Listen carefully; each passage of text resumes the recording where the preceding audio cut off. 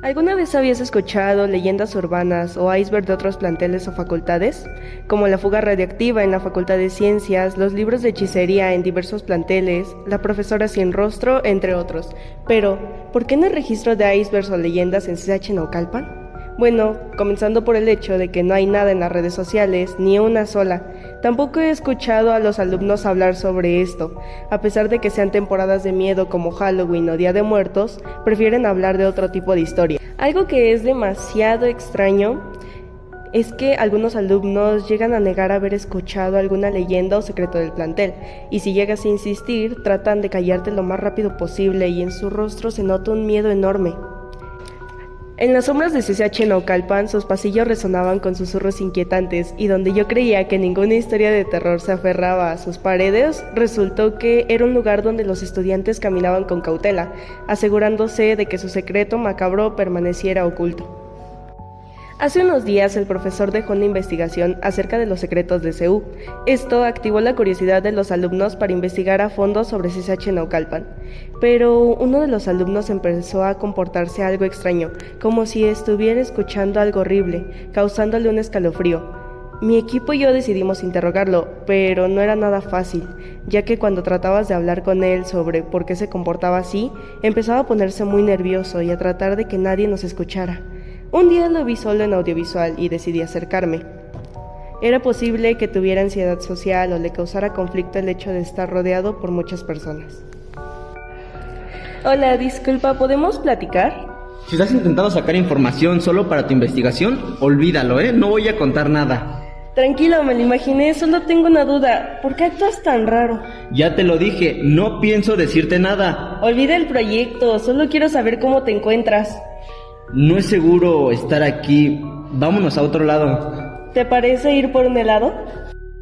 Se me hizo demasiado extraño que susurrara eso. Se notaba muy nervioso, ya que volteaba a todos lados y sin mirar a nadie. No sé si era más espeluznante que estuviera actuando así o lo que ocultaba CCH. Pero igual llegamos a la heladería, decidimos sentarnos.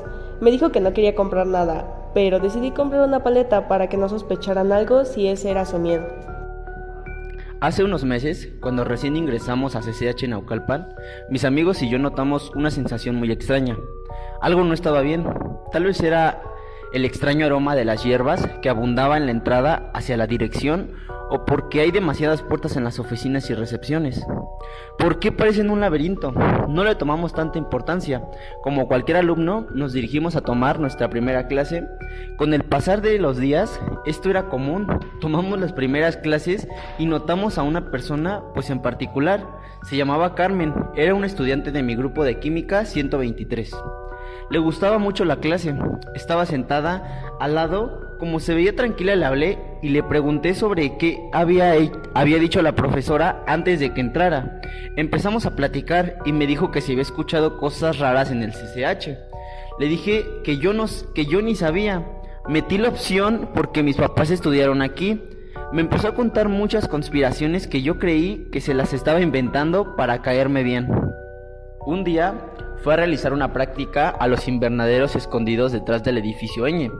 Cuando estaba caminando hacia ahí, comenzó a ver luces parpadeantes dentro de un salón y corrió hacia la explanada donde habían más estudiantes. Entre ellos estábamos mis amigos y yo. La noté pálida con mucho miedo, pero no quise preguntar. Después del suceso empezó a encajar a aquellas cosas que no tenían una explicación dentro de la escuela. Comenzó por el origen de la fuente, ubicada en el edificio H, encontrando una placa. Pero solo por eso siguió con la explicación de por qué habían tantos gatos en el fondo de la escuela. Luego, con el por qué los aparatos del gimnasio al aire libre se movían solos. Y al no encontrar nada, comenzó a preguntarle a los alumnos del plantel y profesores, pero ellos simplemente bromeaban con la presencia de fantasmas en el colegio.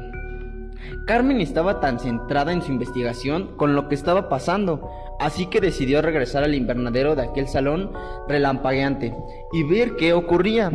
Al volver, encontró un foco casi fundido.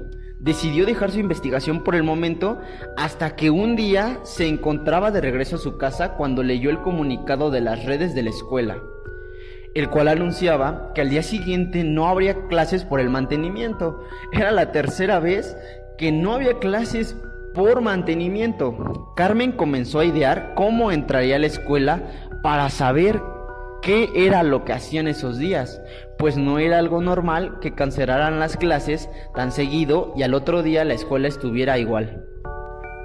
A partir de eso me contó que Carmen se infiltró por el estacionamiento y que cuando se acercó al edificio volvió a ver un relampagueo detrás del invernadero, pero esta vez parpadeaba en los lugares que le parecían más misteriosos, como era la fuente, el gimnasio, la oficina de la dirección. De pronto escuchó un ruido y decidió esconderse, pero cuenta que dentro del salón encontró un túnel, el cual decidió seguir la luz para encontrar la salida, pero al momento de ver el final, vio a un hombre con traje, con una pinta extraña. Algo no le cuadraba. Por lo que me cuenta, estaban conversando sobre un experimento que estaba en curso, así que decidió huir después de oír esto. Corrió de regreso a donde había entrado y huyó tan rápido como pudo. Desde ahí ya no volvió. Les dejó una nota en un lugar donde solo ellos conocían, contándoles lo que pasó, y en una pequeña postdata decía: hagan lo que hagan, juren por sus vidas que no le contarán esto a nadie. Lo que vi y lo que les acabo de contar se tiene que quedar aquí. Volveré. Pero ya no volvió más. A partir de ese día que hablé con él, decidí contárselo a mi compañera de investigación para ver qué opinaba sobre el tema. Pero esto pasó hace como 2 semanas. ¿Por qué no buscan ayuda? Pues no tenemos evidencia como tal, así que dudo que nos crean, y ya ves, si mencionamos algo, pues las autoridades no nos van a creer. ¿Y si lo incluimos en la investigación? ¿No escuchaste? Les hizo jurar que no dijeran nada. ¿Qué tal y aparece antes de la investigación? Les causará algún escalofrío escuchar que lo que ella nos dijo está en la investigación, o tal vez hay que esperar mejor una semana y ya sabremos qué pasó. Al pasar una semana me la encontré en la puerta, lo saludé y ambos volteamos a ver cómo Carmen entraba como si nada. Le preguntamos dónde había estado y nos dijo que se había ido de vacaciones. Le mencionamos una que otra pista de lo que le había pasado y de cómo estaban tan interesados en esa historia, que explicaban lo que no tenía sentido.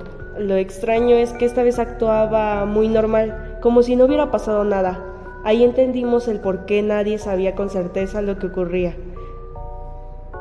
Nunca supimos quién o cómo una especie de hombres de negro borraban parte de las memorias de quien se atreviera a explorar, así que nos quedamos callados y solo esperamos a que el semestre acabara.